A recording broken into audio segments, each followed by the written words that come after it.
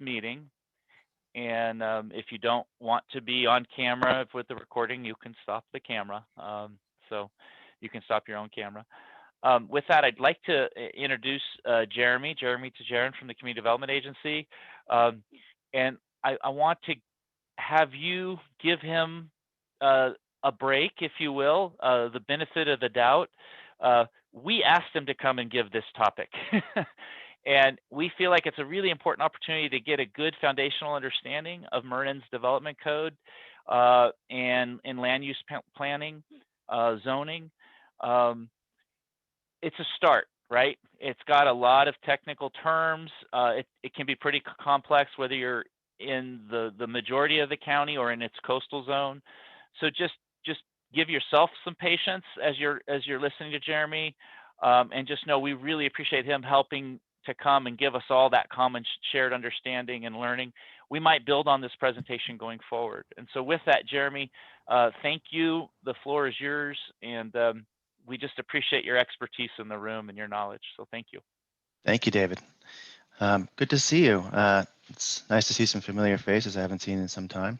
I know some of you, others I don't. My name is Jeremy Tagerian. I'm a planning manager with the Community Development Agency, and I run the current planning section and the code enforcement section. So David asked me to come here this morning and talk a little bit about some of the basics, and we talked back and forth about what might be interesting, and it became clear to me that the interest wasn't so much in planning per se, but really the legal framework behind planning and around planning. So I'd like to start out with giving kind of a brief introduction into some of the key pieces of legislation and laws that set that framework. And then I was thinking I would take you through some of the information that is on our website to show you what's available. A fair amount is available, and we've really tried to switch over to an online business model as much as possible. So hopefully that will be helpful for some of you as well. So I think I'll go ahead and start sharing my screen.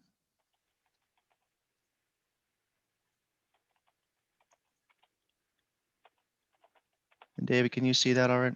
Yeah, it's coming up. We've got your slide sorter. Yep. Okay. I need to get this out of the way.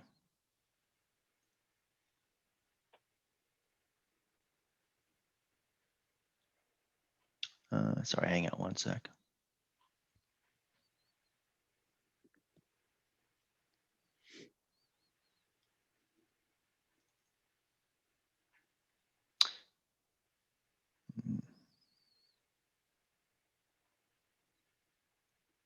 I'm having trouble getting the top ribbon out of the way so I can begin this. All we're seeing is the slide sorter though, so if that helps you. Yeah. We don't see your other background or what you're experiencing, I guess is what I'm saying. You see it says Marin County? Yep. And then plan, okay. Well, I'm having trouble moving the top ribbon out of the way. You could use, if you want to go to presentation, the bottom ribbon has also a, I think, yeah, a projector. One more over. I think that does the same. Let's do that. Okay. There you go. Thank you. Uh-huh. So I'm going to talk about the policy and regulatory framework a little bit today. Let's start with talking about zoning. Zoning is fairly old. It's been used longer than comprehensive and general plans. And the first kind of comprehensive zoning in Marin County was in 1938. Fundamentally, zoning regulates two different things. It regulates land use. In other words, can you have a business in this area, or a farm in this area, or housing in this area? And it regulates real estate development. In other words, what kind of building can you build? How high can it be? How big can it be? Those types of things. I'll come back around to this when we start talking about the particular codes in Marin County a little bit later on. But for most of this, I want to actually take you back to the 1970s, because the 1970s were really when a lot of the legislation was first adopted. And I know Some of you probably have some background in this, and some of you maybe actually were part of these kind of original battles back then to create some of this legislation. And CEQA, the California Environmental Quality Act, was one of the first pieces of legislation to really move environmental concerns to front and center in terms of land use regulation. It was adopted in 1970. It was similar to the National Environmental Protection Act at the federal level. And importantly, it does not directly regulate development, but it does establish a protocol of analysis and disclosure for environmental impacts. When you're looking at a project under the lens of CEQA, it falls into basically 4 different categories. One category is CEQA statutory exemption. And those apply to projects that there's really no judgment applied to them, such as a building permit or what have you. Another kind of exemption is a categorical exemption. That covers a lot of typical run-of-the-mill projects, a new home, a new business, those types of things. However, when there is a possibility of an environmental impact, the third kind of category is doing an initial study where you go through a checklist of different topics under CEQA and using that checklist determine whether or not those impacts can be mitigated or not. And that can sometimes lead to a mitigated negative declaration. Sometimes it leads to the fourth category, which is an environmental impact report. Environmental impact reports also use that same checklist, but go much farther in depth, and they also include alternatives and additional opportunities for people to weigh in on a particular project. So this is really a very important piece of legislation because it kind of reflected people's changing mindsets about environmental protection in the 70s, 60s, and 70s. About the same time, general plans were first mandated by a state legislation. General plans are comprehensive plans. They're intended to be the constitution for development. And what we're often looking at is what's called internal consistency between the general plan and the local zoning ordinance. The zoning ordinance needs to be consistent with the general plan. And all the other regulations also need to be consistent with the general plan. The first effort for the county at this, or I think it was more or less the first effort, was a document called, it was a book actually called the Can the Last Place Last? And it was prepared in 1971 and laid out the conceptual framework for development in Marin County. And it did that by talking about 3 different environmental corridors. One was the city-centered corridor, and that's the corridor on the east of the county surrounding Route 101. Another was the interior corridor, which is more agriculturally based land uses. And the third was the coastal corridor, where it was really smaller towns, a lot of agriculture, and protecting open space. And then the first countywide plan was published in 1974, and it was also carrying forward that basic conceptual framework. There were also community plans, and these have been done throughout the decades. There are community plans adopted for at least 15 different communities. They have policies which are more specific to that area than what would be in the countywide plan. So we look at those policies when we're reviewing an application. They're very helpful. There are only a few that have actually been approved by the Coastal Commission. The Dillon Beach and Greater Mesa community plans were adopted by the CCC, which gives them kind of a special place in the coastal zone. The California Coastal Act was also one of those original pieces of environmental legislation approved under, the Coastal Commission was approved under Prop 20 in 1972, and then the legislature followed up in 1976 with the California Coastal Act. The county approved local coastal programs sequentially, one in the north and one in the south, in 1981 and 1982. The Coastal Act was really groundbreaking in so many ways. If you are familiar with East Coast beaches, you know that they can be privatized and they tend to be overdeveloped. Whereas in California, there was this effort to try to make the beach accessible to everyone and really protect the natural resources and agricultural resources and parks and open space that were close to the coastline, not just for people who are living there, but really for everyone in California. It was very far-reaching, and it has, you know, if you drive up and down the coast, it has been surprisingly effective. It's been changed over the years, but not much. The original intent is still very much there. The Subdivision Map Act is also fairly old, but it was completely recodified in 1974. And this is important because it had previously been more of like a kind of a survey protocol, how to do surveys, how to submit that information, and it turned it into an instrument for planning because all of a sudden general plans had to meet the policies and regulations that were in the general plan and the community plans and the zoning regulations and what have you. So it really changed and made it possible to provide much more local control onto subdivisions. The Permanent Streamlining Act, some of you probably have not heard of this, but it's a very important act. It was established in 1977, not an environmental act, it's really a procedural act. But what this says essentially is that as a regulator, the county has certain responsibilities to applicants. And one of those responsibilities is when an applicant comes in for a project, the county needs to prepare a list and make it available, which shows all those items of information that the applicant is going to need to submit along with their project. It also establishes a 30-day turnaround to determine whether or not that applicant has all that information and would then need to let the applicant know in writing if they don't have all that information.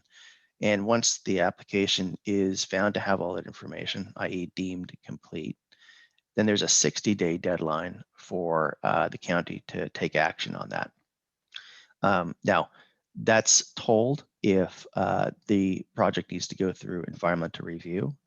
So if it is going through environmental review, i.e. if it needs an initial study or an EIR, then the 60 days is told while that environmental review is being done.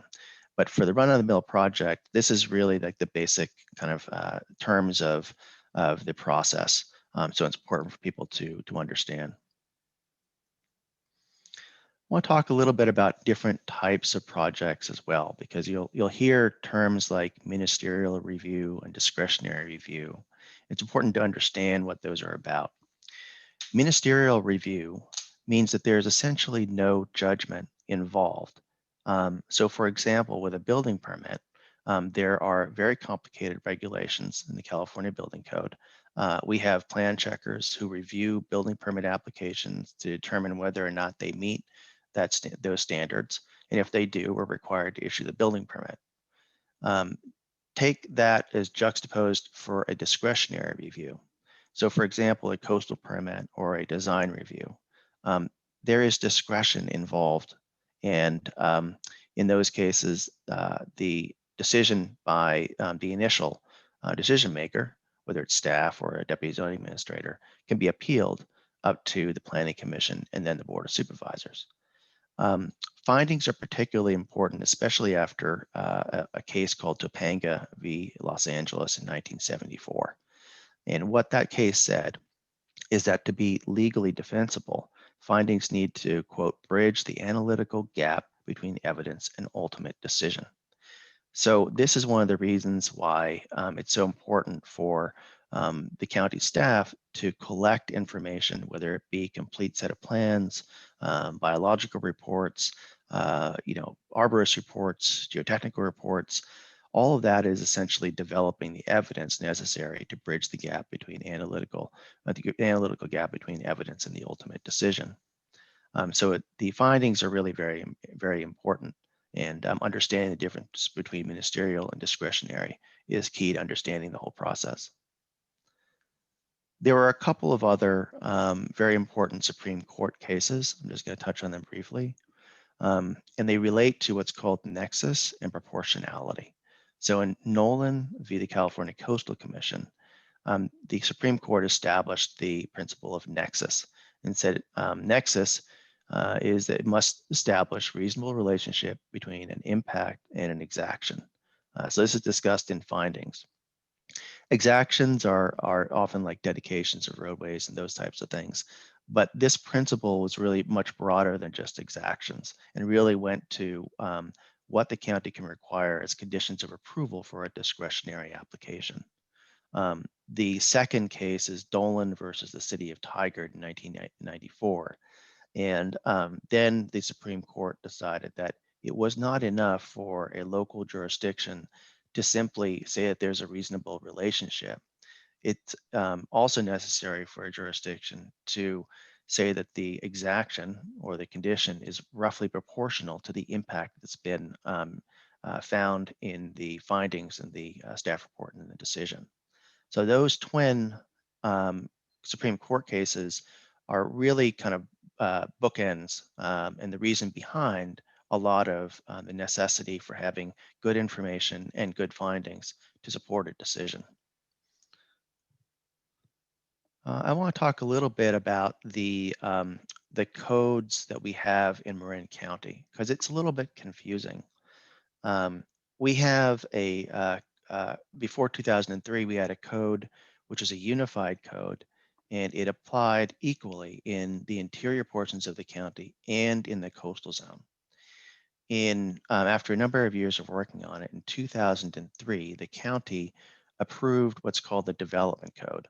The Development Code is a combination of the zoning code and the subdivision code for the county. And it made a number of important changes, but a lot of what it did was simply reorganize the standards that were there. We have had multiple amendments to that code in the intervening years. So it's quite different from what it was in 2003. But it's important to note that although we had written a section regarding the coastal zone, the California Coastal Commission would not accept those amendments, which left the previous zoning and subdivision code in place. We call that the interim code. And it should have come as no surprise that the Coastal Commission was not willing to approve that because there were some significant changes from what's called the local coastal plan. And we have this precipitated a multi-year program to try to update the local coastal program, which is the county's interpretation and application of the Coastal Act to the local areas in the coastal zone. So we're in that process still. I'm not the person who's directly related to working on that. Jack Leapster, my colleague in long-range planning, is working on that, but I occasionally check in and know a little bit about how things are going. I also want to draw a distinction between two different kinds of planned of zoning districts. There's what's called a conventional zoning district and what's called a planned zoning district. And the zoning code, both development code and the coastal zoning code make this distinction pretty clear. In the conventional zoning, what that means is essentially if you meet certain standards, height, floor area ratio, setbacks, and some other standards, then you can develop by right, as long as it meets those standards. And you're building a house, for example, you look at what those standards are, you come in for a building permit. The building permit is approved and you can go ahead to construction. Contrast that with planned zoning. And in planned zoning, those standards really don't apply. Sometimes we have master plans, and those master plans in those zoning district areas could establish building envelopes and heights and floor area ratios, but it really is more like site-specific zoning. There aren't those standards designed or put into the code right from the beginning. We do have discretionary development standards, such as not grading too much, not removing too many trees, protecting natural resources, but those are discretionary. So a lot of times if you're in a planned zoning district, you're going to have to go through at least a design review, and sometimes if it's a bigger project, a master plan as well. Last distinction I want to make is different types of use. Remember at the beginning, I said zoning basically regulates two different things, uses and development. Well, in terms of uses, there's three different types of use. Principally permitted means allowable, right? In other words, if you are in a business district and you want to have a business, you can start that business without going through any special permitting process. Or if you want a house in a residential zone or a farm in a farm zone, you're allowed to do that. You don't need to have a special permit. Other kinds of allowable uses are called conditionally permitted. What conditionally permitted means is that you need to have a conditional use permit. And that use permit has discretionary findings, which are established by state law. And they mainly talk about detriments to the public. So there are certain findings you need to be able to make. And if you're able to make those findings, then you're allowed to start that use. Contrast that to prohibited uses. So if something's not listed at all, and it's not listed as principally permitted or conditionally permitted, then that use is prohibited. So for example, you don't necessarily get to build a factory in a residential zone. You can't get a conditional use permit for it. It's just not allowed. So those are some of the basic differences between development and use.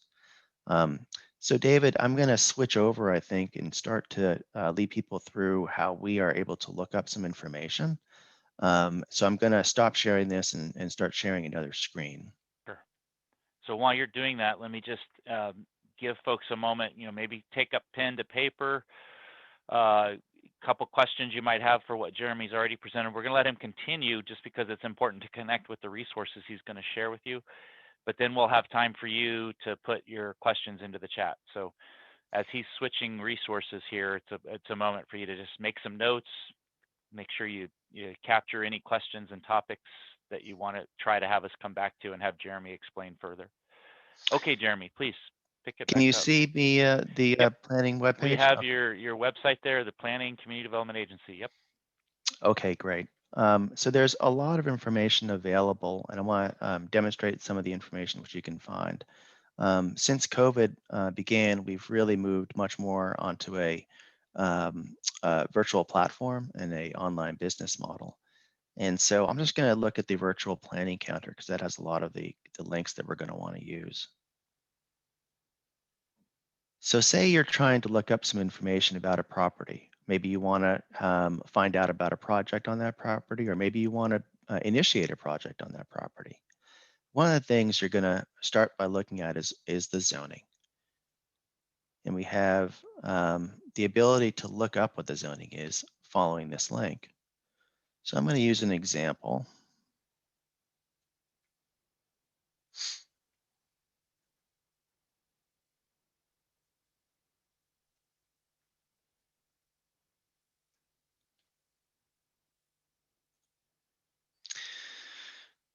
So this property is. Jeremy, let me pause you. Just being the educator in me, what was the number you typed in? I typed in the assessor's parcel number. Okay. You can also type in an address. Okay. A property only has an address if it's developed, though. So we typically use assessor's parcel numbers because they apply to both developed and undeveloped properties. Got it. So with this one, where you can see it's got a countywide plan designation of a coastal and agricultural zone, and the zoning is CARP 60. What that means is coastal, agricultural, residential, planned, 1 unit per 60 acres. And this is a planned zoning district. So the 60 acres doesn't necessarily mean that that's a minimum lot size. You may have a 600-acre property and be able to have a maximum residential density of 10 units on that, but that doesn't necessarily mean that each lot for each unit needs to be 60 acres. In an A60 zoning district, it would have to be 60 acres, but this is a planned zoning district, so the rules are somewhat different.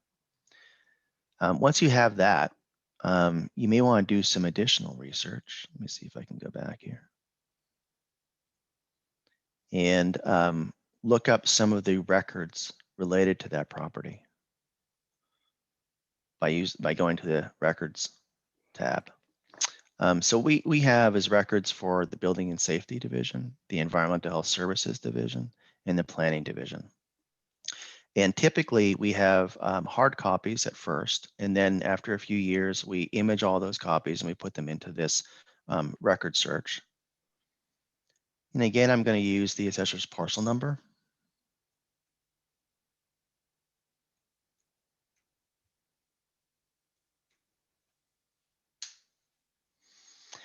And it's going to bring up a couple of pieces of information. So here you can see its specific bill telephone, and let's see what it has. It's got a plan.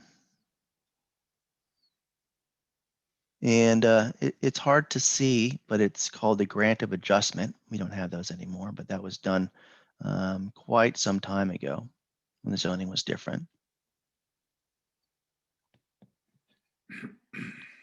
Let's see what else we can find.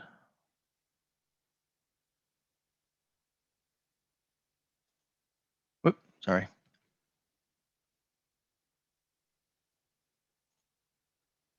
We're seeing, I think it looks like maybe a plot plan or site. I see site plan and elevations.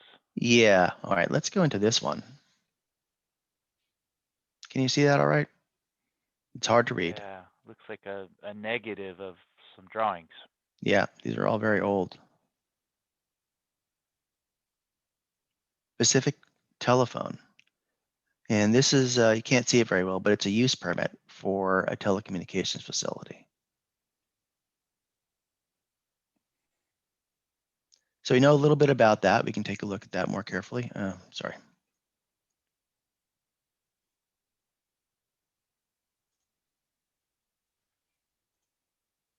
So I'm going to go back out, and now that I've done a little bit of that research, I'm going to take the next step here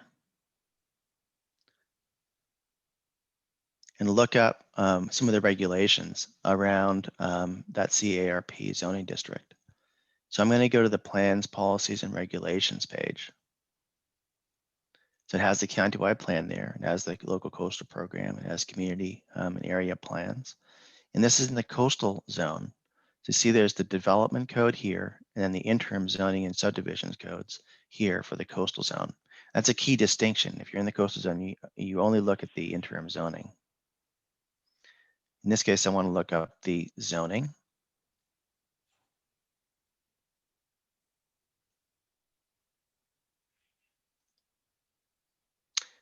And so I brought up the different types of zoning. Let's see.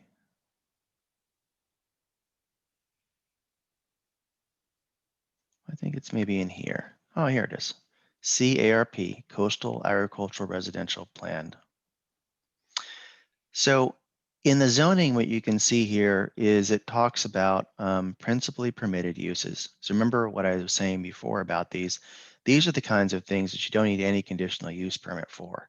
Dairying, grazing, raising poultry, fish hatcheries, crops, farm or ranch buildings, single family dwellings, grazing, maintaining the state and that land in its natural state, etc. The next category is going to be conditional uses. So if you want to have a hog ranch or animal hospital or what have you, you're going to need to go through a conditional use permit process. Now in this area, it's also going to require a coastal permit because it's in the coastal zone. But you can see it allows all kinds of things that you might not normally think of for an ARP zoning district, but can be allowed under certain circumstances. So that's going to be important if you're interested in moving ahead with a project. Perhaps we can look at some of the other regulations here. How about design review? It's in a planned zoning district, so we know it's probably going to require a design review. Remember I was talking before about findings. Well, here are the findings that are necessary to approve a design review, consistent with the countywide plan, meet its set functional requirements, wouldn't interfere with other development, wouldn't harm people's views, et cetera, et cetera. So all that is available using the website's links to the coastal zoning code.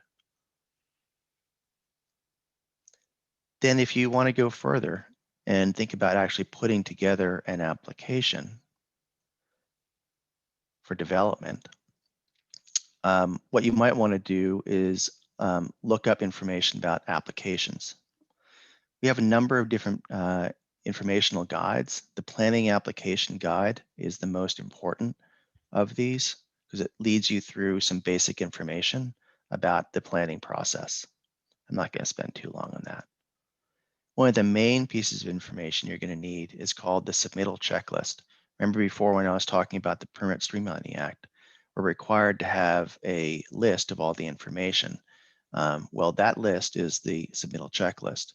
And so it goes in detail talking about all the different pieces of information you would need for various different kinds of projects. It talks about the projects and what the information you'll need every time, and also some information that you're going to need some of the time, but not all of the time.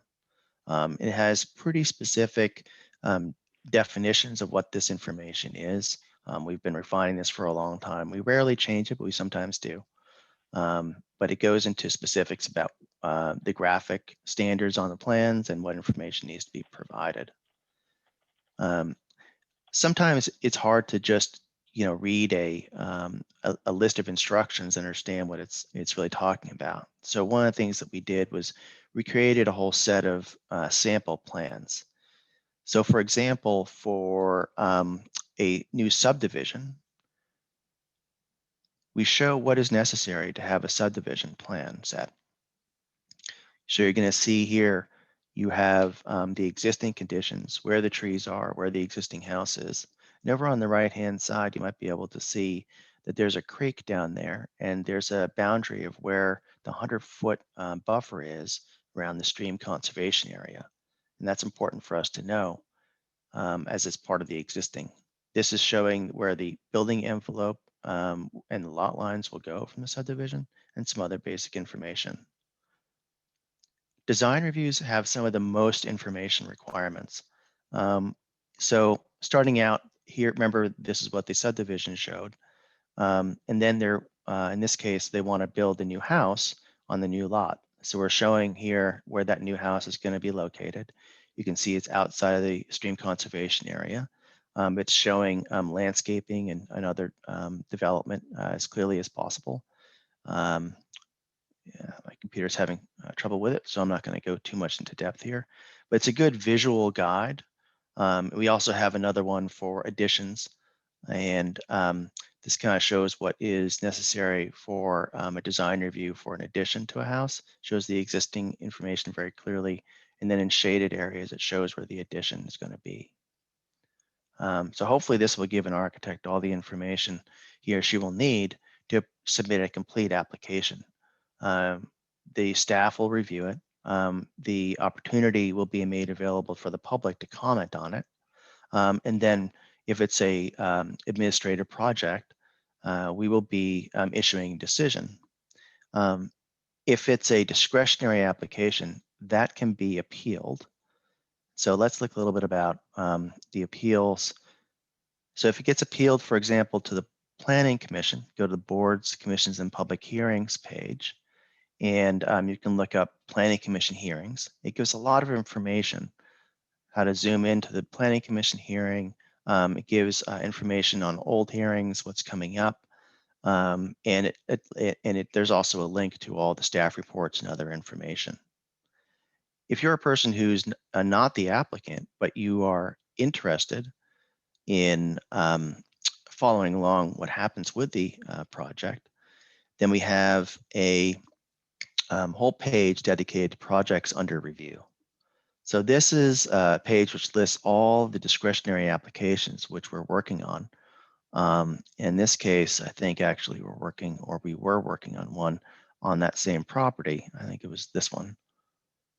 So you can see there's a brief summary there, the Pacific Telephone and Telegraph Coastal Permit and Design Review, the planner, and then all of the basic, all the various information pieces, including photo simulations and acoustic study, the plans, and then more information about the agenda for the Deputy Zoning Administrator hearing. And what you can do is you can subscribe to this page if you're interested in this project, and you'll get messages sent automatically from us letting you know when there's been an update to the page. So that's all I had really in terms of a presentation. I didn't want to go over half an hour. So David, maybe we can open it up for questions. I don't know if you've got people who have put in questions, but I'll answer whatever I'm able to. Okay, maybe let's have you unshare. Yeah. And I'm going to ask you kind of to start things off, I'm going to ask you to help me reconcile a couple different areas from your slide deck. And I just want to make sure I understand something. So very simple, there's ministerial and there is, what's the other term? Discretionary. Discretionary. So ministerial and discretionary, please don't let me conflate things, but how do those relate to principally permitted, conditionally permitted, prohibited? Do they relate to each other? They do, yeah. So if it's principally permitted, you do not need to have a conditional use permit. If it's conditionally permitted, then you do need to have a use permit. What that means is you are in a discretionary review, but because a conditional use permit is discretionary, we need to make findings, and that decision is appealable. So in effect, something's either ministerial or discretionary, meaning it's got a level of review. The question is whether it's principally, conditionally, or prohibited, and that dictates what kind of review, or no review at all. Is that a too simplified way to say it? No, that's true. In terms of the use side, there's also the development side. Okay. Yeah. Okay, so on the use side, okay. I know Jeff was going to monitor the chat for us, so maybe there's as we got ready there, thank you for helping with that, and thank you for everything, Jeremy. Sure. Jeff, what do you have? Just got one question so far, Jeremy. It comes from Nona Dennis, who of course is on the MCL board, and I'm going to read it. Jeremy, appreciate the overview of the process, but a brief history of how the development and zoning codes apply to agricultural lands and uses in Marin, both within and outside the coastal zone. A brief history of how ag zoning has evolved and how protective it is of conserving agriculture would be of interest. Mm-hmm. Maybe this is a follow-up presentation, Yeah, possibly. but if you could, feel free to comment if you want to dive a little bit into that, Jeremy. Yeah, I can comment a little bit. I'd probably have to do more research to really comment. But in the original zoning code in 1938, it really focused on towns and developed areas and left pretty much everything else as what was called interim zone D, which allowed agriculture. So it didn't really change the existing uses. I think the biggest change there, it's evolved gradually, but the biggest change there was in the 1970s. And at that point, after the general plan was adopted, the A60 zoning districts were created and covered a lot of the western portions of the county, and really made it much more sustainably, much more focused on sustainable agriculture than it had been in the past. A lot of those that were zoned, a lot of those properties that were zoned A60 at that time still remain A60. Some of them have been rezoned to planned zoning districts because A60 is a conventional zone. But a lot of them are still in A60. Now, of course, some of them also have agricultural contracts and multi-easements and those types of things, other mechanisms for protecting ag. But the A60 was really a watershed, I think. Great. Well, Jeremy, let's pick up there. And you drilled way in and showed us, how to find the zoning about one particular type of agricultural land, the coastal agricultural residential plan, right? ARP, if I've got that term right. Can you compare and contrast a few others that, you just mentioned A60, ARP itself, APZ. Can you help us with a few of those terms? I'm using the terms, but would you undo the acronyms and help us know what they mean? Sure, yeah. So the ARP is, to my mind, one of the most interesting districts, actually, because it allows both residential and agriculture. So it's almost like a mixed use zoning district. We also have a lot of districts which are especially close into towns, which are simply residential. Those are the coastal, RA, R1, straight up single family residential zones. We also have business districts such as Village Commercial Residential, which is another zoning district, which is pretty common in downtown Point Reyes Station.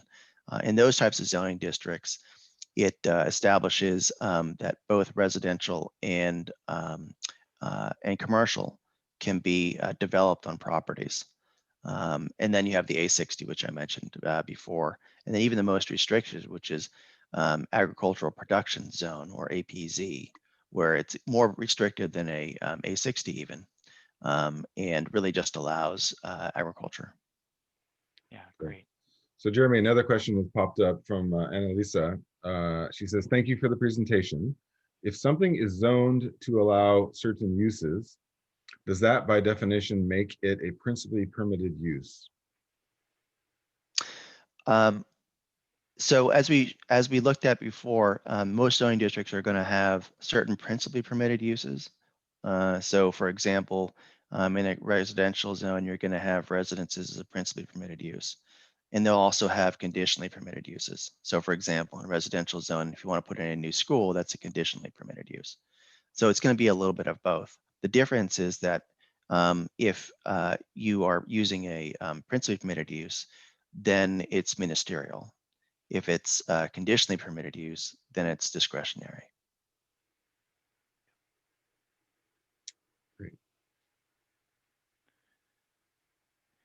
I'll get you to, if it's okay, I'll get you to expand a little more, and as it relates to agricultural lands and maybe an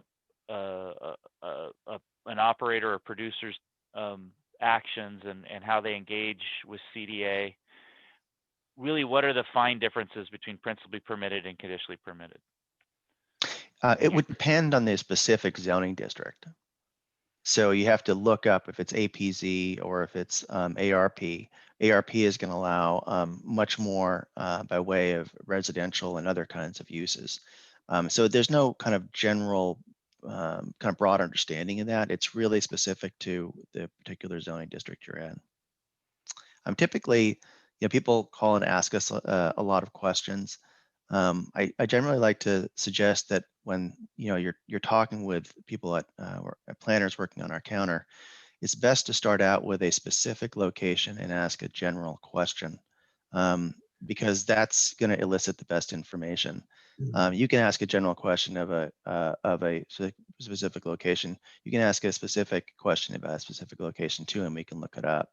Asking a specific question about a general area is usually going to elicit almost no information at all because it's so dependent on the zoning district. All right, Jeremy, we've got another one that's going to test your knowledge of history, and you referred to this plan in your presentation. So Jocelyn writes on page 149 in Dr. Martin Griffin's book, Saving the Marin Sonoma Coast, there's a map of the 3 zones in the final countywide plan corridors, 1973, which shows the entire Point Reyes Peninsula and a good amount of what became the GGNRA are in the coastal/recreational/wildlife zone. How did so much agriculture develop in this zone? Is there a very large inland/agricultural zone in the plan? Well, I can answer the last part.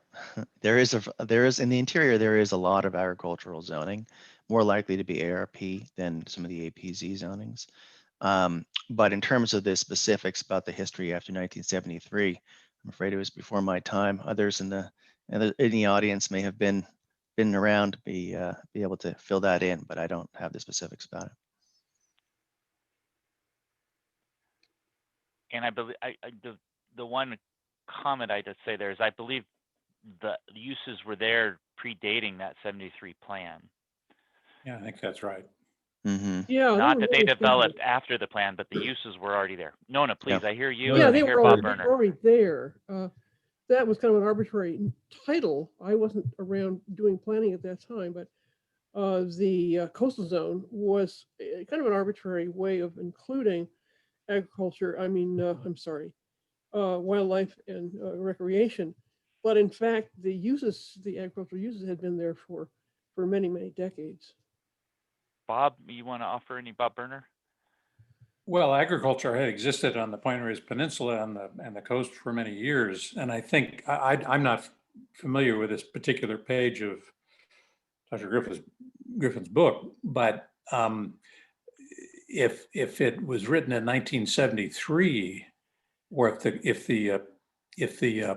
this coastal zone map was originally in 1973, then it was clearly reflecting the creation of Point Reyes National Seashore, which was created in the early 60s, but agriculture had existed on Point Reyes and in the area that covered by what became Point Reyes National Seashore before the seashore was created. So agriculture wasn't imposed upon that area. It pre-existed it, and the park displaced a certain amount of agriculture, but in the pastoral zone, of course, as we know, agriculture continues.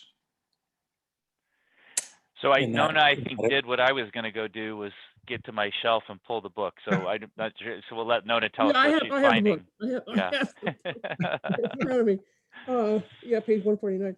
All it does is to simply title those three corridors. It really doesn't question whether that is an appropriate name, coastal recreational wildlife.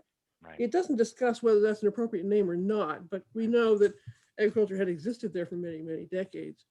And these uses were also recognized, that is wildlife recreation in the coastal zone.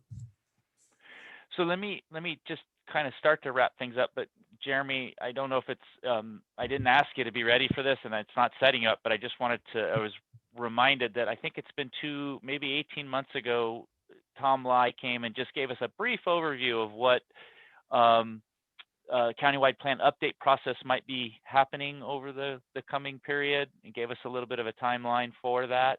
I don't know if there's anything update or just details you might want to share since we're on that topic today. Things for us to be looking for and ways to engage with you and Community Development Agency on that. Yeah, there is an ongoing sort of phased approach to amending the Canadawide plan. The current efforts involve the stream conservation area to a certain degree, but more so what's called the housing element. And the housing element is really about creating affordable housing and market rate housing to meet certain standards that the state sets for us. And that's going to be a major undertaking. We're just about to begin that. Lily Thomas in our housing program is taking the lead on that. And you're sort of to hear a lot about the state mandates and the housing element and locating new housing where it's best and where it should not be located in the coming year or 2 years while that's being done. So I think that's probably going to be the kind of major focus long range. Okay. Well, we have Susan Stomp on, who's the chair for MCL's land use committee. So definitely, if that topic's more relevant, we would welcome engaging you there as well. Mm-hmm, sure. So yeah. Well, Jeremy, I think, I don't know if there's any last things that I would look forward to just following up with you afterwards and getting a list of the different links, the key high-level links that we could forward out to participants after this meeting. I was tracking many of them, and then I just thought it'd be easier to engage you afterwards. Sure. Yeah. And then I think just maybe as a place to think about wrapping up, and just one quick question back to zoning. And really, it's about the coastal zone and the fact that the coastal zone itself has some different areas where, in some cases, the county is the administrator of the coastal permit, and in other cases, the coastal commission administers the coastal permit. If I have that right, maybe I'm confusing something. Could you explain that a little bit and differentiate for us? Yeah, sure. It's an important distinction. There's, I think I kind of put things into 3 different categories. One category is where the county is responsible for issuing the coastal permit. and that coastal permit is not appealable to the California Coastal Commission. Those areas are actually relatively small in the county. Probably the larger one is where the county is responsible for issuing the coastal permit, but it is appealable. That decision, that approval, I should say, is appealable to the California Coastal Commission, as well as the Planning Commission and the Board of Supervisors. The third category is what I usually call original jurisdiction. In other words, the Coastal Commission granted us, the county, the authority to issue coastal permits for some areas of the county, but retained that original jurisdiction in other areas, in particular areas that are below the mean high tide. So if you're out in the water doing something, it's usually going to be the California Coastal Commission jurisdiction, and you would need to contact them about a coastal permit. Sometimes a project crosses the boundary between the California Coastal Commission's original jurisdiction and the county's. In those cases, the California Coastal Commission, their staff can do can combine those two different things, those two different permits, so that there's only one permitting process, and the county usually supports that. We don't want to make people go through the same process twice. Okay, Great. great. Jeff, I know there's something more broadly about the Point Reyes National Seashore General Management Plan, so maybe we'll take up that point in the chat after we switch topics. Anything else relative to Jeremy's presentation come through the chat? I don't see anything, David. Okay. Okay. Jeremy, we really appreciate your time. It's been really educational. Well, thank you so much. I appreciate it. Nice to see all of you. Yeah, definitely appreciate it. And any last words you might want to have? Otherwise, we'll make a transition here. Well, we really try and be as transparent as possible. The information that you can find just by going to Marin County Planning, just Google that and look up the virtual planning counter. It's got a lot of good links, and I definitely encourage you to sign up, to subscribe to different pages, different projects that you're interested in, and attend a lot of the Planning Commission and Board of Supervisors hearings. You can just attend from your couch now. And so I really encourage you to be able to do that. We try and make it as transparent, the whole process as transparent as possible. And we definitely, your feedback is so important. We really appreciate it. Thank you. Thank you, Jeremy. Yeah, I feel compelled to share a little ergonomics just because of your comment there about surfing the couch. Just went through yesterday, just a little like workplace, get up, stretch, do some things. So just if you need to stand up, take a stretch, get up out of your chair. These days seem longer and more in the chair than we're used to, or more in the couch. So take care of yourselves. Jeremy, thank you. Thank you. I'll sign off. So we are going to turn our attention to the Point Reyes National Seashore General Management Plan Amendment and the environmental impact statement. I'm going to, in the chat, I'm going to provide you two links from MCL. One is our September-October 2020 newsletter, in which we provide additional comments and credit to Nona Dennis and many others that have helped to track that issue and compile content and describe MCL's recommendations and position. And similarly, November-December 2019 describes at that time through the EIS process MCL's findings and information. I share those again. We've shared them previously when we've had this topic because we continue to get questions and requests. Even in the chat, you'll see a few there about, what is MCL's position on the EIS? What is MCL's position on elk? What is MCL's position on agriculture? So we've taken time in those two newsletters to really put out our positions. And I just hope that's helpful in a way to ask folks to go and read those, and then we can engage on questions and discussion items around that. I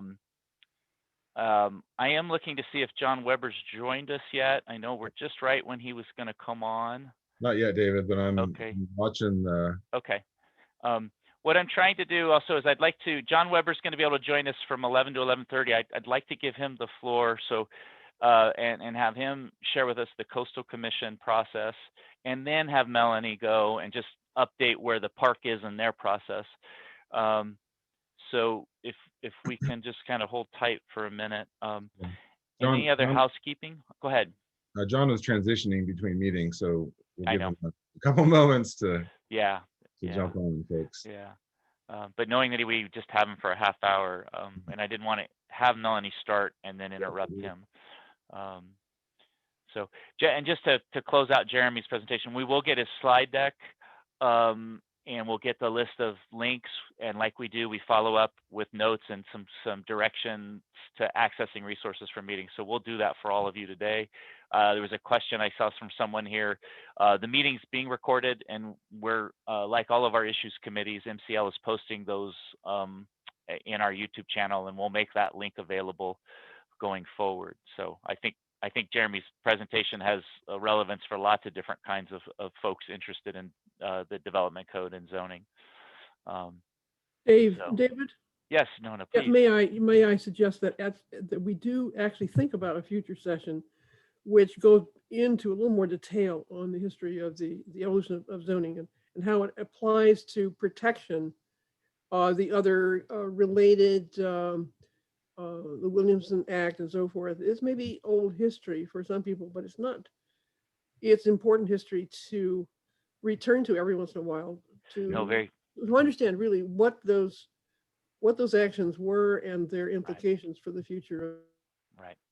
No, very helpful.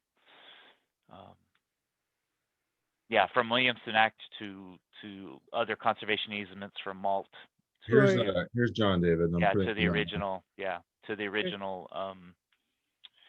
The original decisions around A60. Yeah.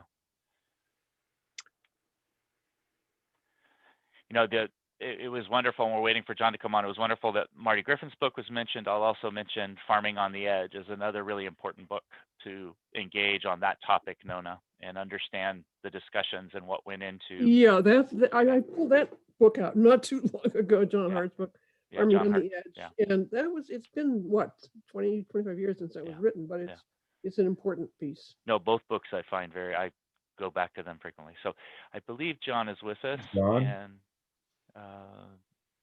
John, hi. Hi, John, welcome. Can you hear me?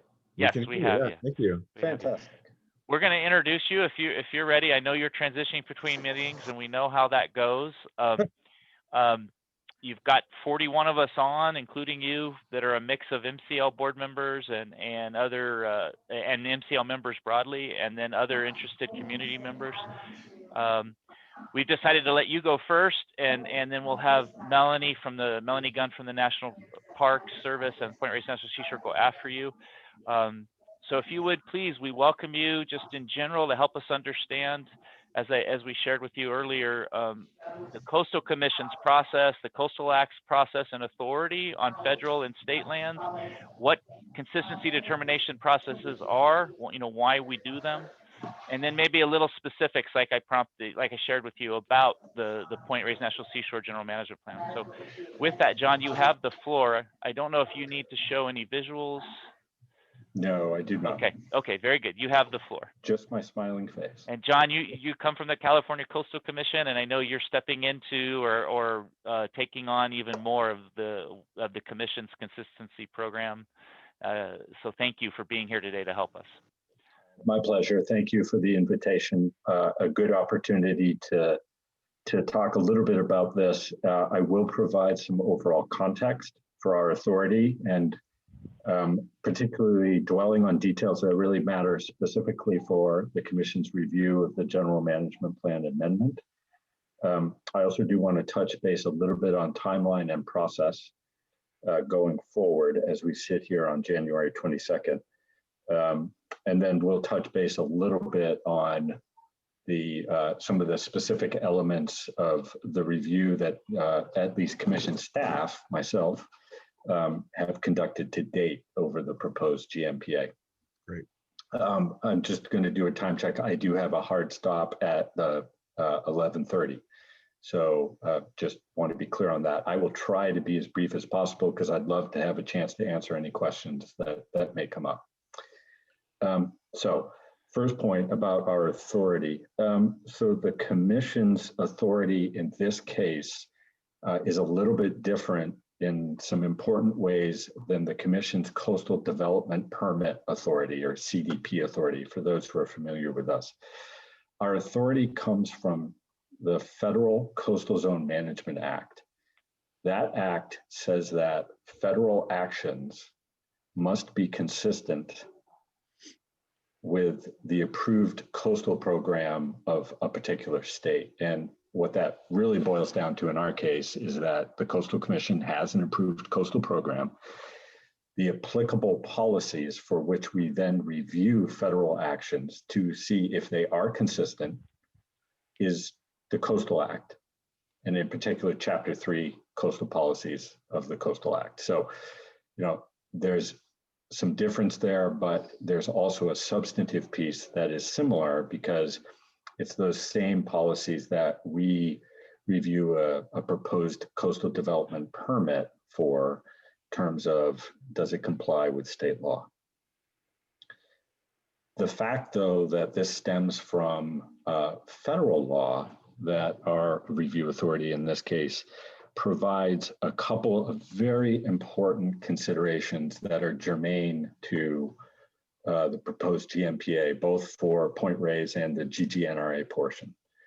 One is that by definition, in federal law and regulation, federal lands, such as the land that is in point raise and GGNRA, is excluded from the coastal zone. So that's by definition. So, years ago, when the coastal program in California was established, there was a coastal zone boundary that was drawn all up and down the state. It varies in width from the shoreline, depending on geography. But across the entire state, where there are federal lands, that maybe intersect with that coastal zone boundary, those federal lands are by definition, by federal law and regulation, excluded from the coastal zone. They're not part of the coastal zone. The Commission can still look at the potential for an activity on those federal lands to affect coastal resources, however. So it's not to say that the federal agencies get off scot-free just because they happen to be doing a particular project or a particular activity on federal lands. But what becomes important is that we, by, again, federal law and regulation, have to look at the potential for those federal activities to have what we call spillover effects on resources within the coastal zone. So that's why that definition of federal lands are excluded from the coastal zone becomes very, very important in practice, legally speaking, when we review a proposed activity from a federal agency. Certainly something like the General Management Plan, we think it's a very clear-cut case, and the fact that the Park Service submitted what is called their determination of consistency to us, that clearly there is potential for this proposed GMPA to have effects on coastal resources. And we don't really think there's a question in general about that, but this really does matter for some specific elements of what is proposed in the GMPA, which I will come back to later on in my remarks, particularly regarding management of Tule elk. So just have a placeholder thought, but the key thing is that these jurisdictional considerations are very important, legally speaking, for the Commission's review. So again, as I said, what the Commission in practice then does is it takes a look at a proposed federal action and the potential for that action to have what we call spillover effects, or effects on resources that indeed are found within the coastal zone. So that's just sort of how the federal regulatory system and the Commission's regulatory authority, that's how they mesh. The fact that this is being reviewed under what we call our federal consistency authority And all that really means is it's a shorthand way of talking about what I just said. So a federal agency has proposed an activity, in this case, the GMPA. We're looking to see and analyzing the consistency of that proposed activity with the Chapter 3 of the California Coastal Act. So substantively, the regs set up that as our review process. But the regs also do a couple of other very important things from a procedural standpoint. The first is that the regs set out a timeline, which is different than our permitting review timelines. Basically, the federal regulations governing how the commission reviews things under its authority in such matters gives the commission 75 days from the time at which a federal agency submits its proposed whatever the project is. If the state agency, in this case the commission, does not act within that 75 by the end of that 75 days, then the commission's concurrence, in other words, agreement with what the federal agency is proposing is assumed to happen. So that's a key point.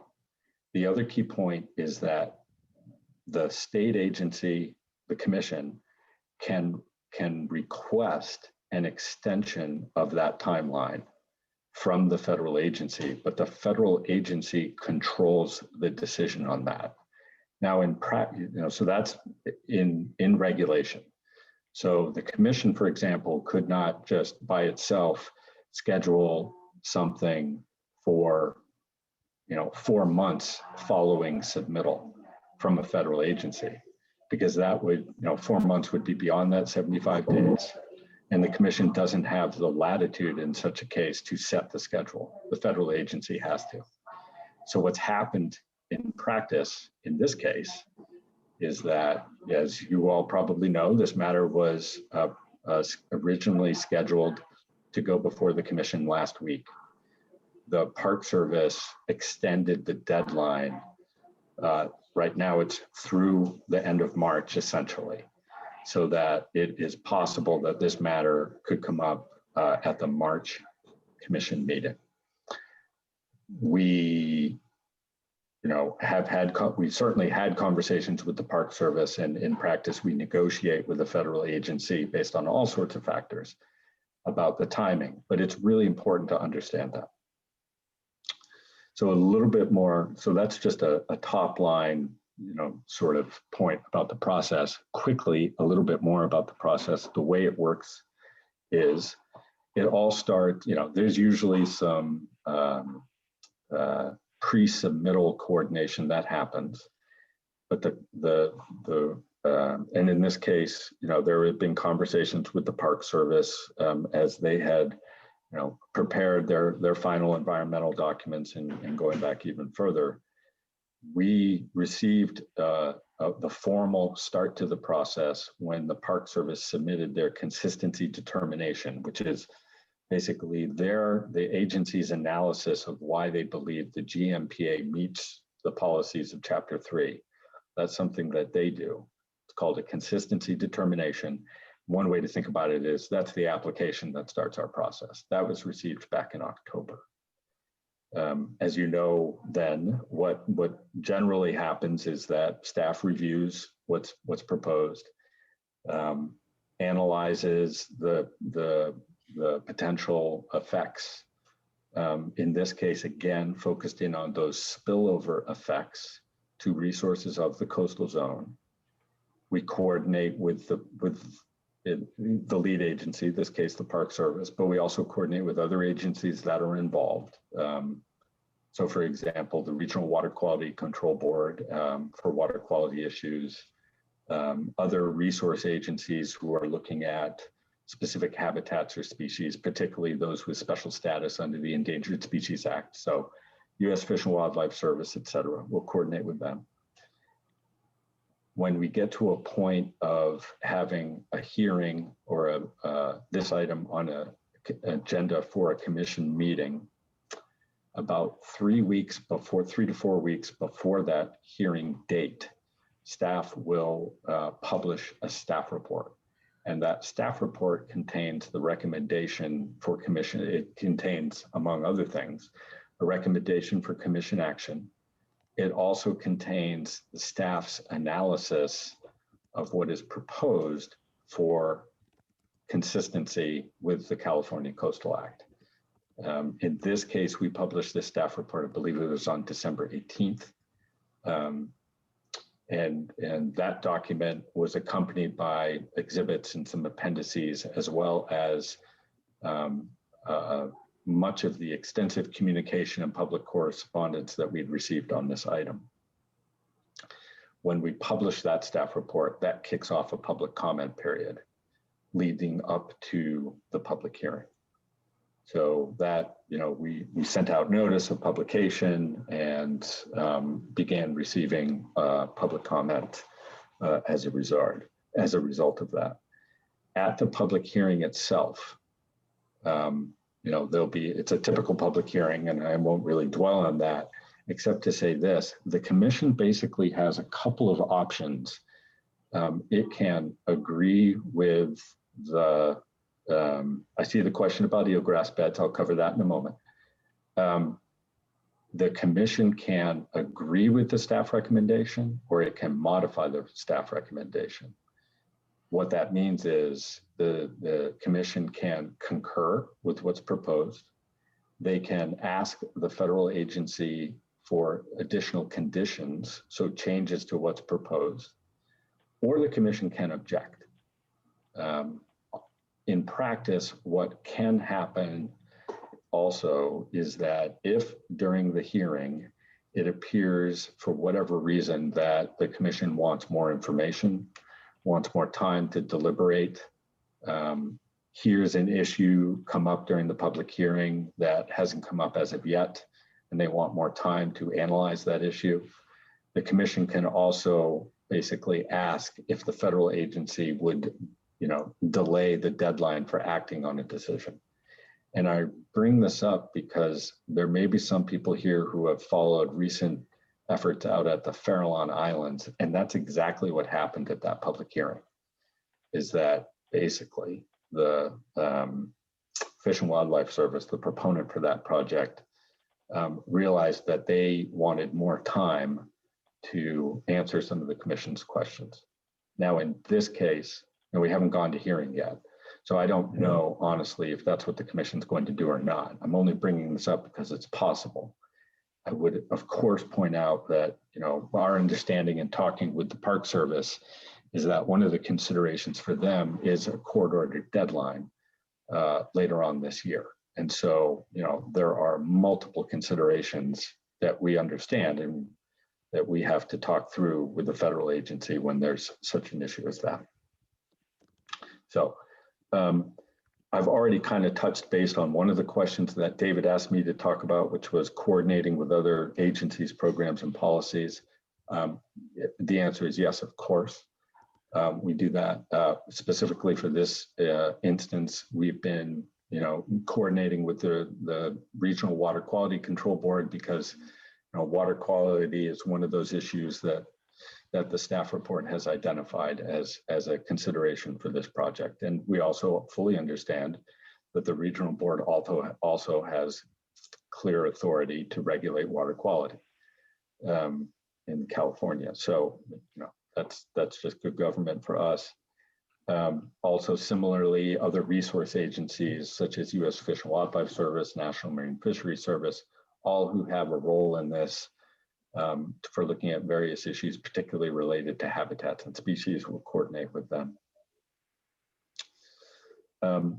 Final point on process, and then I'll touch base on some of the substantive questions, including the eelgrass one that came up. Will there, going forward, how do things look right now? We don't have a specific date for a commission hearing set as of yet. We obviously are very well aware of the intense amount of public interest in this, so want to set that hearing date and get word out of that date as soon as possible. We need to coordinate with the Park Service on that to set that date, and we'll be doing so in the very near term. when we get to that point of knowing when this is going to be scheduled, the process will, from the commission standpoint leading up to that hearing, will largely be a replicate of what we did back in December. So about 3 to 4 weeks ahead of the commission hearing, there will be a staff report published. Notice will go out. We will invite public comment. We will also, in this case, be posting, along with the staff report, an updated public correspondence folder, because we've gotten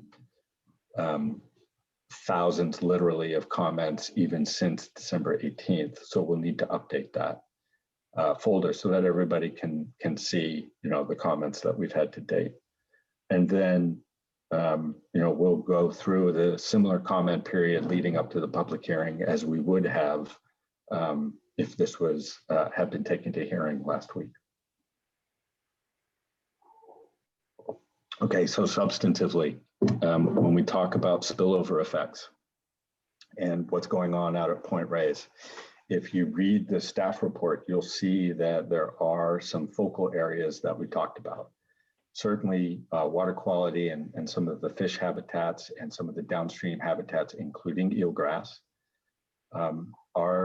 they do occur up within the coastal zone. So outside of those federal lands that are in the park. And those are areas where we absolutely fall within commission jurisdiction. And it was consideration of such habitats and species such as salmonids, but not just salmonids, but other essentially downstream habitats, those habitats found within commission jurisdiction. That was a big part of our thinking when we were looking at particularly the water quality issues that could be associated with the GMPA. So hopefully that answers that question. I think our substantive take is on such issues is outlined in the staff report, and I'd be happy to repeat that if that'd be helpful, but really would point people toward the staff report and that analysis. There's a section about marine habitats and water quality that is in there. Now, it's been pointed out in some public comments that there are some issues that people believe that more analysis is necessary. A person earlier today just mentioned eelgrass. That's an example. Other folks have mentioned groundwater. That's another example. And one of the things that this delay allows us to do is to go back and look at our analysis and see if there are some changes to the staff report and the analyses in the staff report that we need to make, and we plan on doing that. Hopefully that addresses that question. I will speak a little bit to the Tule Elk question, and then I will stop. So the staff report talks about the staff's view of the analysis related to what the Park Service is proposing with GMPA. And in particular with the Tule Elk out on the seashore, I would just point people to that analysis and would ask people to also keep in mind the fact that these are federal lands and that the commission's jurisdiction in such areas is as I described before. So that if we have an effect to a resource that happens entirely on only federal lands and that there really is no spillover effect, staff believes that there's a question there or it brings into question the level of the commission's authority.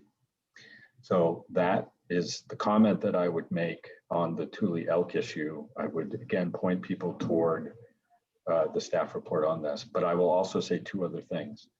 One is that very clearly the management of elk out at the seashore is a topic of great concern to many. I think by now we've received tens of thousands of comments, and I would guess that 95% of them talk about elk, and we're aware of that. So just pointing that out. The final thing that I will say is that the commission is the body that ultimately makes the decision. And so, as I mentioned, and people I think probably understand this, but it bears repeating, the commission has latitude. They can agree with the staff report. They can disagree with the staff report. They can change conclusions. They can go with the conclusions of the staff report. So, I want to make that clear, that that's how the process works. I'm going to stop right now. To David and Jeff, see if you have anything else you wish me to speak to, and/or happy to answer questions in the few minutes I've left. Jeff, I'll let you ask questions, but just real quick, in the chat is the link to the Coastal Commission's meeting agenda page, so you can go there and see agendas and keep track of when things are scheduled. Also in the chat is the Coastal Commission staff's report as a PDF. Jeff, please. Thank you, John. That's really helpful. We only have a few minutes. I'm gonna start off with a few questions that came to us before the meeting. So bear with me. And this I think relates to this sort of the spillover effect, but someone's seeking clarification over specific Chapter 3 jurisdiction over migratory birds moving between the seashore and adjacent state coastal resources. So the answer is yes, and the staff report, as an example, has a discussion and analysis regarding snowy plovers, and it's for that very reason. These are animals that obviously do migrate. They are found throughout the California coast. Absolutely are a coastal resource. Great. Another question that came in is related to potential staff or commission recommendations. Are those binding on the federal agency? So I'm sorry, so conditions. So your staff report had conditions related to water quality. Is that a binding effect, or how does that affect the agency? Yeah, it's a great point and an interesting procedural issue. Interesting to some, annoying for others. The agency, so let's say the commission adopts a set of findings that includes ultimately a set of conditions. The agency, the Park Service, then has a choice. They can accept those conditions, in which case we move forward and the project is considered changed as a result of those conditions. So they're binding with maybe a little b. The federal agency does not have to accept those conditions, however. And if they do not accept those conditions, there's a couple of pathways that can be pursued. That one is there can be mediation that happens sort of within the federal bureaucracy. That's happened on occasion, but very rarely through the 40-odd years history of the commission's program here. Primarily when there has been mediation, it's involved projects proposed by the Navy or offshore in particular. So it has happened, but it's very rare. And it's a process, as you can imagine. It takes months, if not years. The other option then is the state can decide to pursue litigation. So there's not necessarily an appeal, so to speak, other than those two options. That's a little bit different, and it really is really the pathway that is followed, as you can sort of guess from what I'm saying, is really dictated by how the federal agency reacts to those conditions. Right. Great, thank you. That makes sense. So I'm going to go there to the earlier messages in the chat, and Catherine asked about the commission's jurisdiction. So if the commission's jurisdiction is 1,000 feet, maybe you can clarify that from the mean high tide line. How can the commission determine that cattle fecal waste running into Point Reyes National Seashore water courses, then into Drake's Bay and the Estero, are not within the commission's jurisdiction? Again, this is the spillover effect.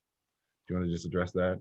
Yeah, sure. So one of the ways we look at spillover effect is if there is, say, for example, we talked about birds, but also with fish. If there are coastal fish species that could be found within, say, some of those creek systems, some of the lagoon systems, we'll consider that, or we take the position that means there is a potential for a spillover effect as a result. Right. And just to clarify, John, the commission's jurisdiction, because of the federal reservation, does that start at mean high tide down? Well, in this case, yes, it's a detailed point, somewhat important.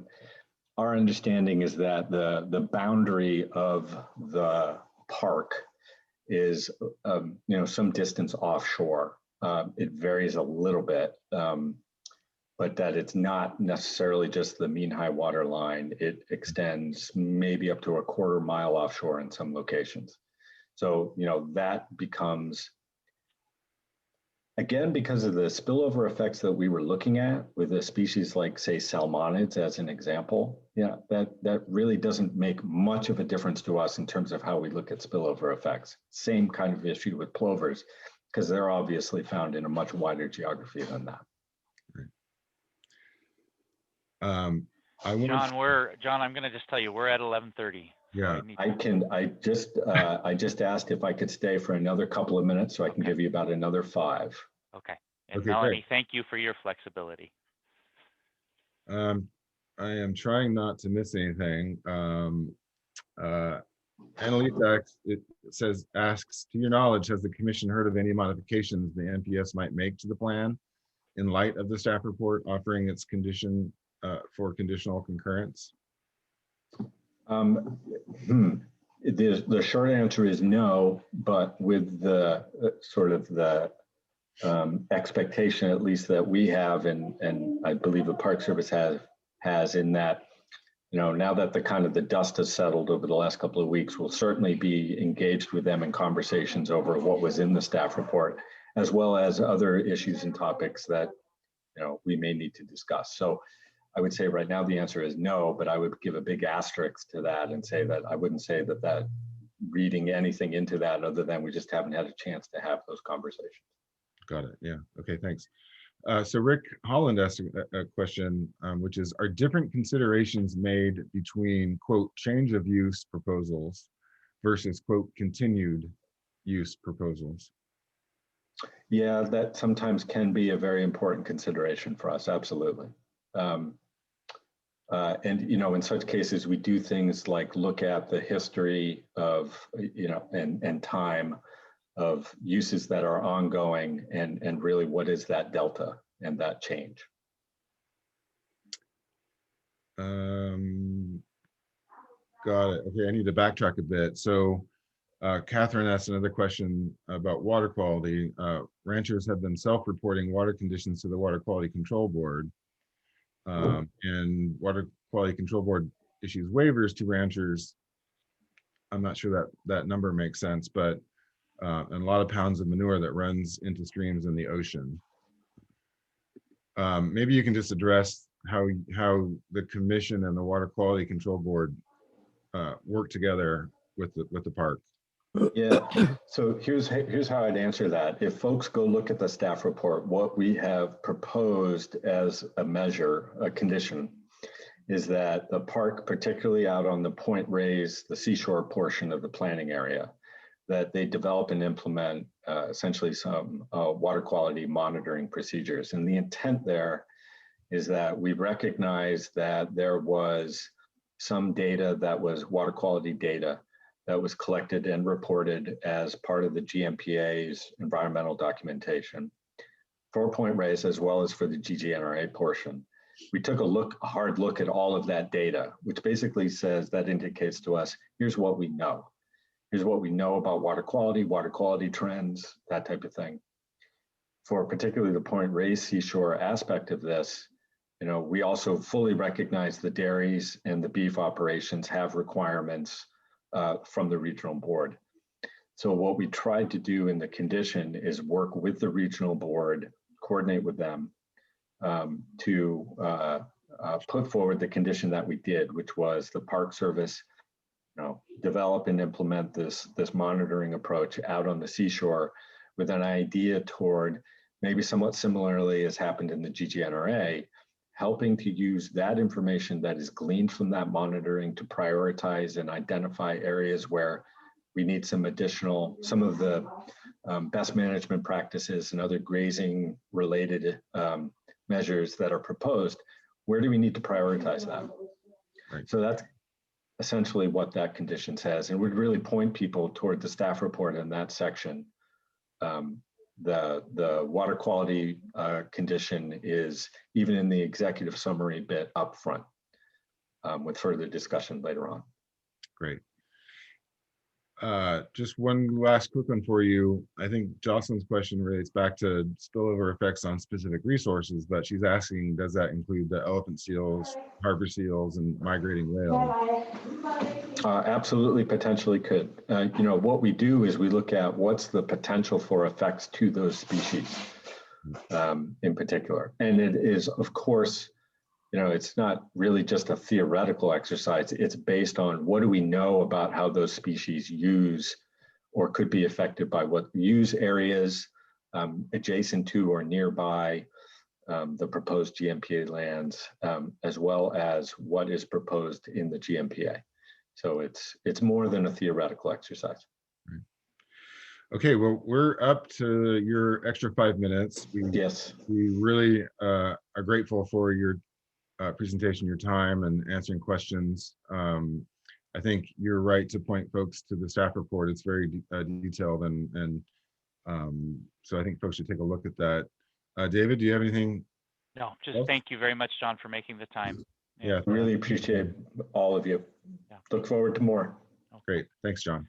Take care. Real- Very quickly before I bring Melanie on, and I just want to real quick, there's 2 phone numbers on 415 that ends 7011. Can I ask who that is? You need to unmute yourself.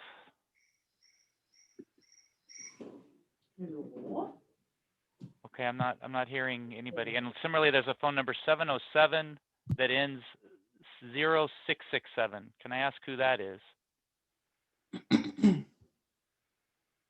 Okay, I'm going to move those phone numbers to the waiting room, and I'll work with you offline. So let's bring Melanie on. Melanie, you've been very, very gracious and patient, and let us juggle your schedule. And so thank you. We appreciate you coming on as you usually do. Last time we went in great depth about the content and the balancing of cultural natural resources. Today we really just want an update. Just where are you as a Park Service? And hopefully John's presentation is a springboard for you about that process and consistency or consultation with other agencies as well. So floor is yours. We always appreciate you joining us. Thank you so much for having me. So I'm Melanie Gunn. I'm the outreach coordinator at Point Reyes National Seashore. Great to see all of you. Looking forward to seeing you in person, hopefully at some time, maybe in 2021. And thanks to David and Jeff and Bob for the opportunity and NCL to continue to give your audiences updates and answer questions. So really appreciate it. For most, what I'll do is I'll kind of step back to the beginning. I'll set it in a bit of a context. How, what are we doing? How did we get here? And what's coming up, basically. So I think one thing that's really key is that the Point Reyes enabling legislation. So every national Park Service unit, other than monuments, which are created by the president, have enabling legislation that talks specifically about the use and why that park was created. And those documents can be modified by Congress at any time. So it's sort of a live document. And the Point Reyes enabling legislation does something unusual that's not common in other national parks or National Park Service sites, which is that it gives the Secretary of the Interior the discretionary authority to offer agricultural lease permits to ranchers within the park. And every secretary of all administrations, Democratic and Republican, has exercised that authority. In 2012, there was the decision by President Obama's Secretary Ken Salazar on Drake Sestero, and in that decision, he asked the National Park Service to pursue 20-year permits for the agricultural lease permits. Up to that time, and now as well, we had the ability to offer either 5 or 10-year permits. So the National Park Service in 2014 started a ranch comprehensive management plan, an environmental assessment to look at the active ranching areas in the park and then the tule elk that overlap those areas. In 2016, we went through a lawsuit and came to a settlement agreement in 2017 with the plaintiffs, with the County of Marin, the park ranchers, and of course the National Park Service. And so we're sort of operating under that settlement agreement right now, which does give us some specific timelines and mandates. So we're preparing, as a result of the settlement agreement, instead of doing a ranch comprehensive management plan, we're doing an amendment to our general management plan amendment, an amendment to the general management plan for about 28,000 acres that are in active ranching. And then we're also looking at the Tule elk that overlap those areas. So that would be some of the Limmentor herd and the Drake's Beach herd. This plan does not include the Tomales Bay herd. We have 3 different herds of Tule elk at the park. We formally began this process with public scoping in the fall of 2018. We, as most of you know, released the draft document, the draft environmental impact statement last summer and fall, and had public meetings and received comments. And then subsequently we released the final document this past September of 2020. And just to review a little bit contents of the document, there's a range of alternatives from required by the National Environmental Policy Act as a no action alternative. So we have a no action alternative. We have an alternative that has 20-year permits for ranchers with a managed herd of Tule elk at Drake's Beach. We have 20-year permits with the herd at Drake's Beach completely removed. And then we also have 3 alternatives required by the settlement agreement, which are reduced ranching, no dairy ranching, and then no ranching in total. So all of those alternatives are evaluated in the document. The National Park Service's preferred alternative is would allow existing ranch families to continue beef and dairy operations with 20-year lease permits. The Tule elk in the Drake's Beach area would be managed at a population cap consistent with the desired conditions that the National Park Service wants in that area at 120 individuals. The National Park Service, and this is really key, would implement a zoning framework which really protects the most precious resources within the park. It is a national park. So we have a resource protection zone, and then we have a pasture zone, a range zone, and a ranch core zone. And certain activities, as stated in the document, can happen within those zones and thereby kind of protect the special resources that are within the park. So the final document is out. The National Park Service right now, and as we heard from Job Weber, is working with all of the different agencies that have overlapping jurisdictions with the National Park Service. So we're in consultation with many different agencies and groups, one being the California Coastal Commission, also U.S. Fish and Wildlife Service, National Marine Fisheries Service. We also work with our tribe that has been a federally established tribe, and with the State Historic Preservation Officer. So we're working with all of these different organizations. And as John was saying, those organizations, some of them U.S. Fish and Wildlife Service and National Marine Fisheries Service, have a certain amount of time in which they have to respond to the document and the preferred alternative. So right now we're sort of in the active process of working with U.S. Fish and Wildlife Service and National Marine Fisheries Service on the biological opinions, and then working with the California Coastal Commission on the consistency determination. We anticipate, when we've completed all of the consultations with those agencies, that we'll do kind of the final agency National Park Service action, which is called a record of decision. That's the final decision. So right now this is the preferred alternative that we've chosen. We're working through consultation. We have not yet made a final decision. That final decision will come after consultation has finished with the agencies, and it's known as a record of decision. And we anticipate that it'll probably be sometime this spring. The settlement agreement mandates a record of decision by July 14, 2021. So that's our kind of hard stop. and we think we'll make that just fine. And then what I also added in the chat was where you can go for more information. We have many web pages on this, all the press releases, all the documents, all the public comments. You can sign up for email updates if you'd like. I put that in the chat. There's a shortcut to get to those web pages, which is go.nps.gov/POR and then /GMPA. So that's where we are, and really grateful to be able to share this information with this group and answer questions when possible, and moving forward with this process. Great, Melanie. I'm gonna repost what's at the bottom of the chat, what you provided, that shortcut. Also below the shortcut is the direct link to the FAQ, which I think is also a very useful resource that you all have pulled together. A good place to learn and you know, seek out specific questions and get context on that. Jeff. So Melanie, what are we just seeing? a couple questions Okay. as of yet. Chance Cutrano, I'm sorry, Chance, if I'm not getting your name right, but asked that they understand the chief ecologist has left the National Park Service. Will that position be refilled? I'm not sure I understand the question. The chief ecologist at Point Reyes National Seashore has not left the park.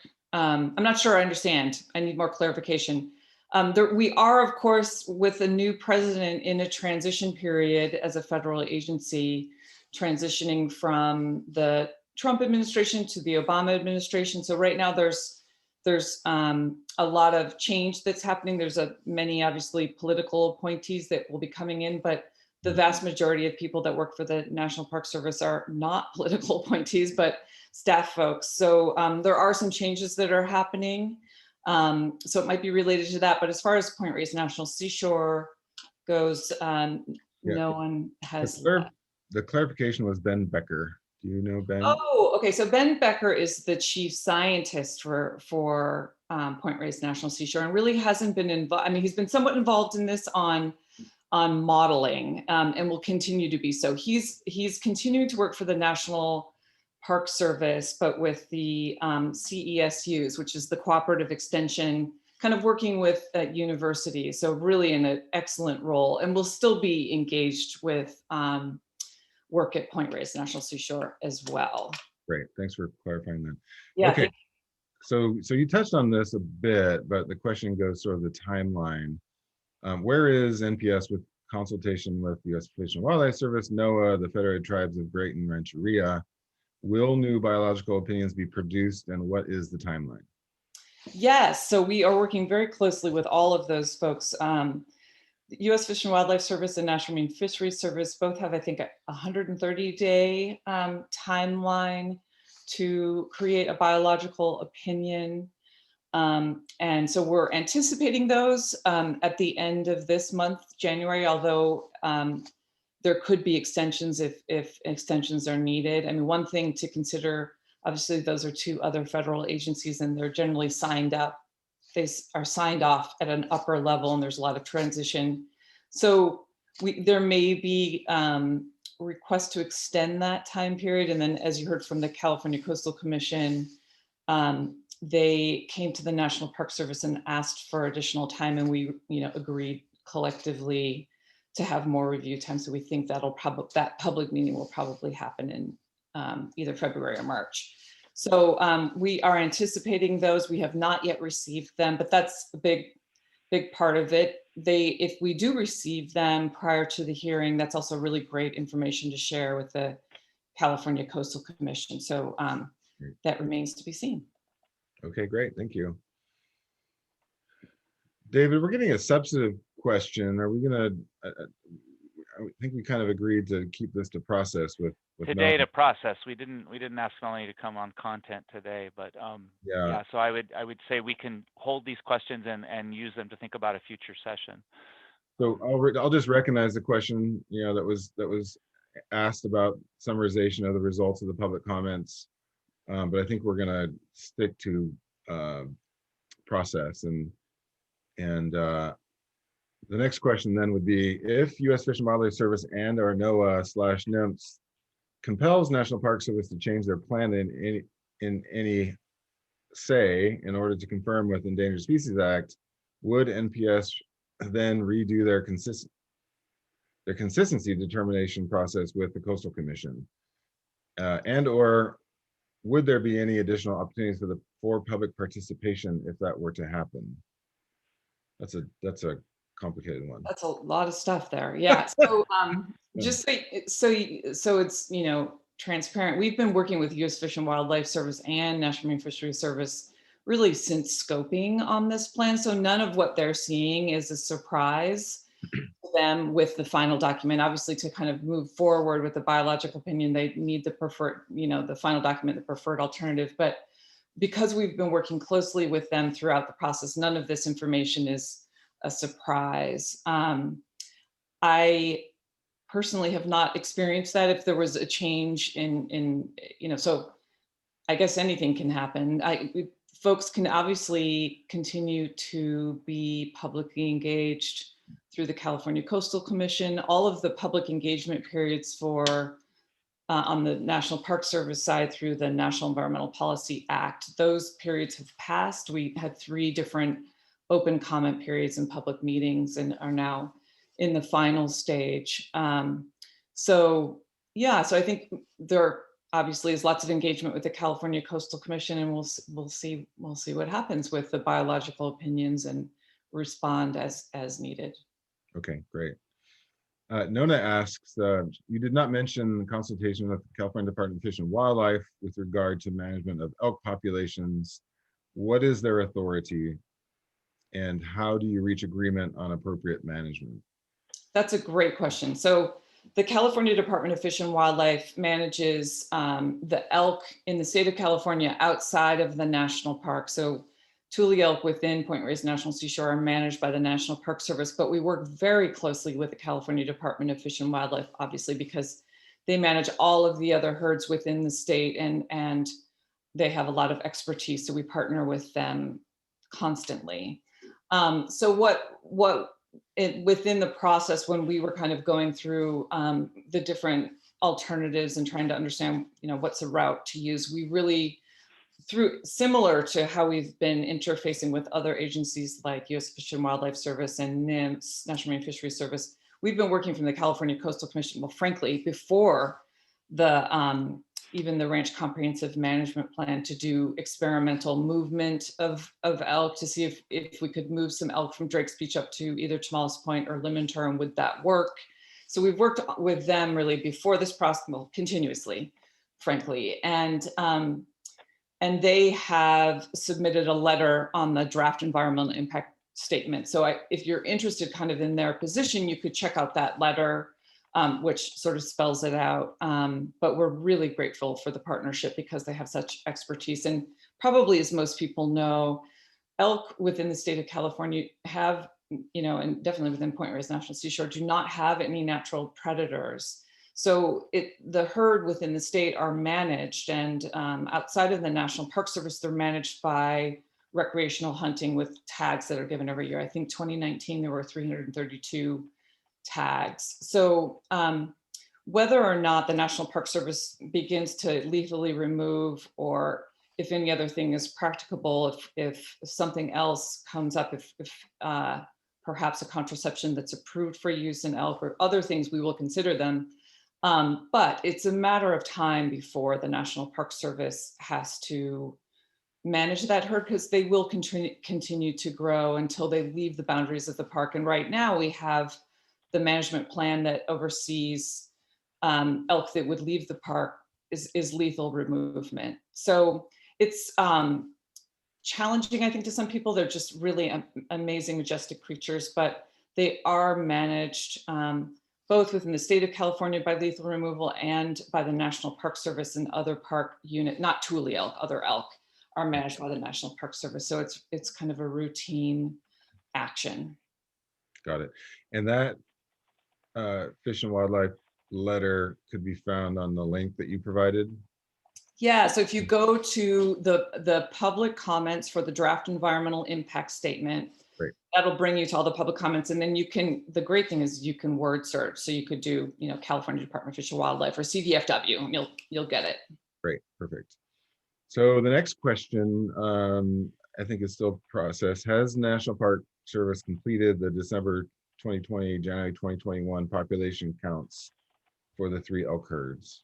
We are still, it's a really good question. We are still working on them. So we start working at the end of the calendar year and it goes into the first of the calendar year. And then we will, when we have those numbers, we will announce them. We realize that there's a lot of public interest about what's happening with the Tule elk herds, the 3 different herds that we have within the park, but we don't have them quite yet.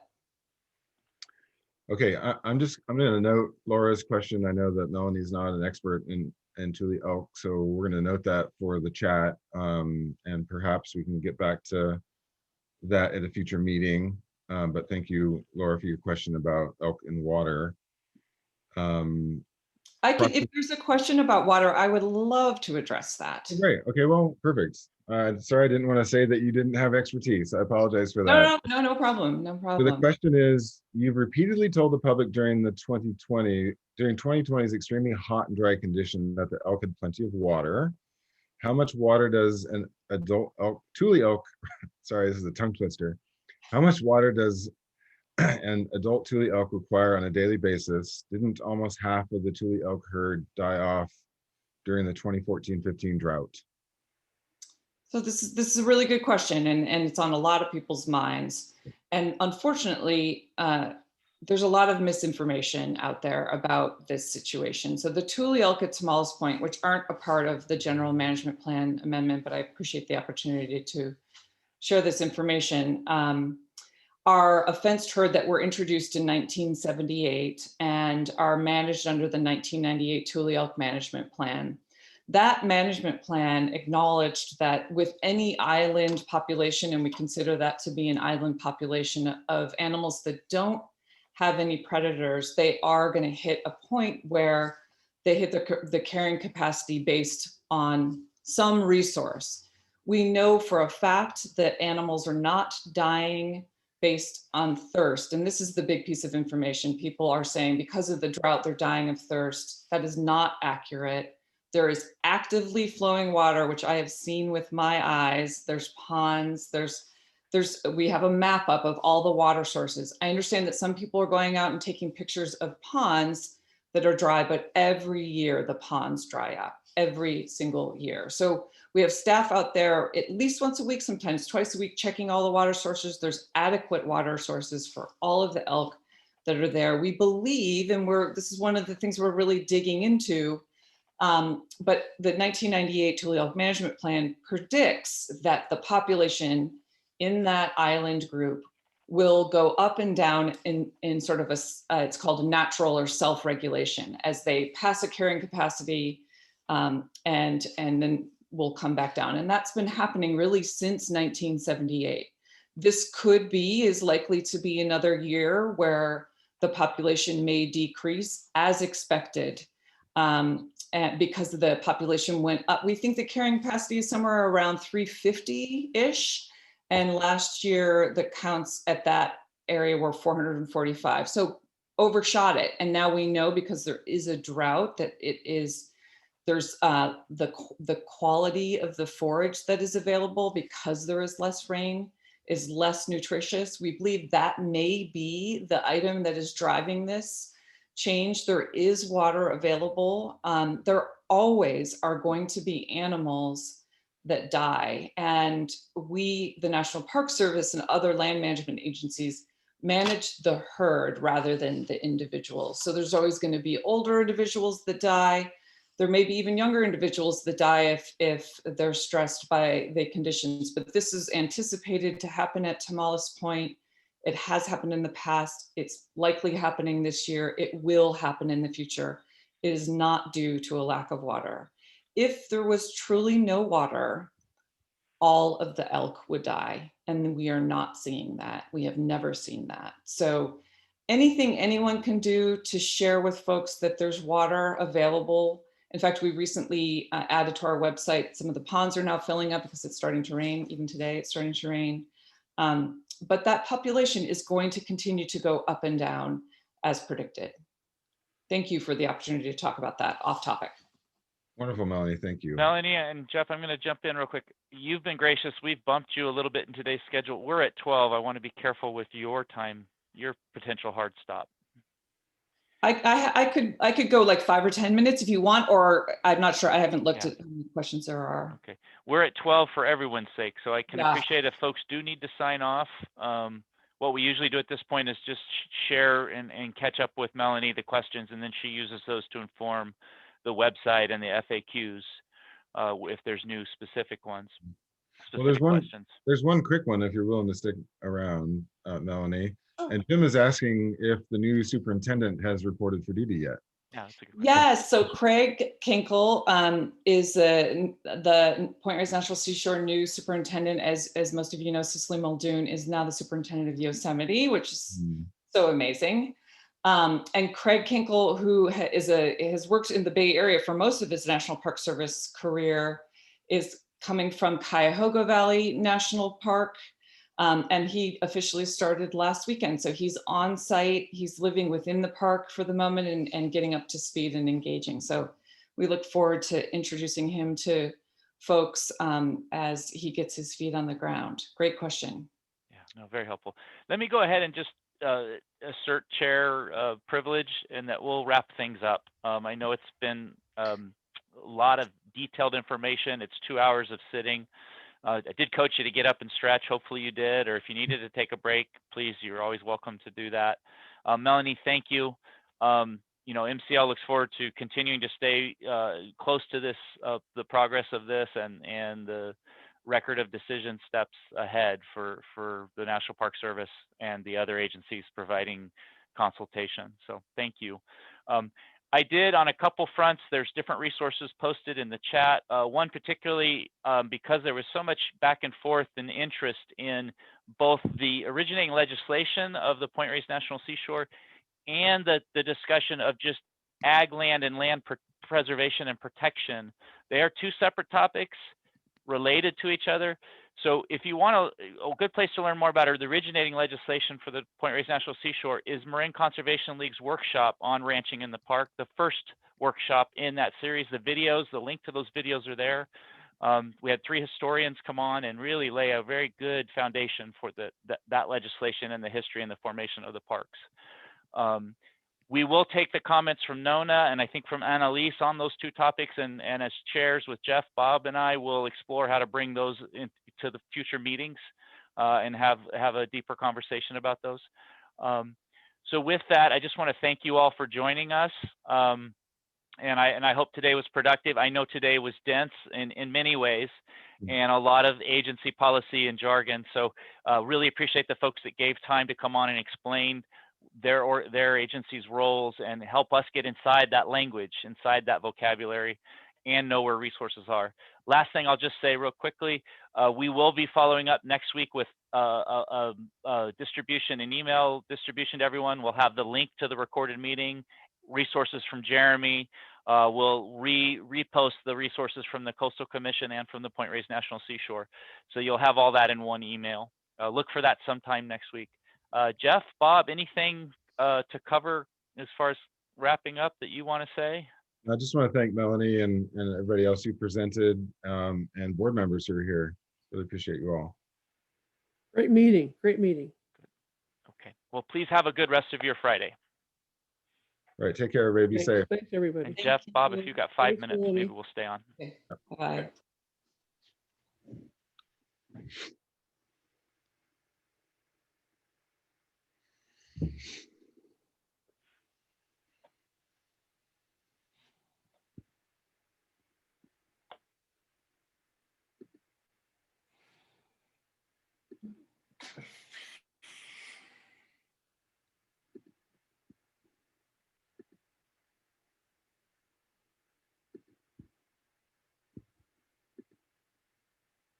Okay.